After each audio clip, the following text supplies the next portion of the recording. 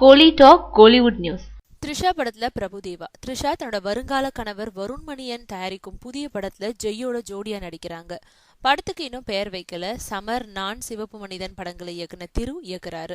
இதோட படப்பிடிப்புகள் மார்ச் மாதம் கும்பகோணம் பகுதியில நடக்க இருக்கு. தமன் இசையமைக்கிறாரு. ரிச்சர்ட் எம் நாதன் ஒளிப்பதிவு செய்யறாரு.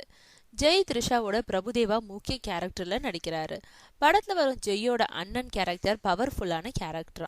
அதுல பிரபுதேவா நடிச்சா நல்லா இருக்கும்னு நினைச்சு அவருக்கு திரு கதை சொன்னதும் ஒத்துக்கிட்டதா தெரியுது. பிரபுதேவா ஏற்கனவே நடிச்ச களவாடிய பொழுதுகள் ரிலீஸ் ஆகாத நிலையில இப்போ இந்த புது படத்துல நடிக்க ஒத்துக்கிட்டு இருக்காரு. தொடர்ந்து பிரபுதேவாவோட படங்கள் ஹிந்தியில தோல்வி அடைஞ்சதுனால தமிழ் பக்கம் கவனம் செலுத்த ஆரம்பிச்சிருக்காரு பிரபுதேவா.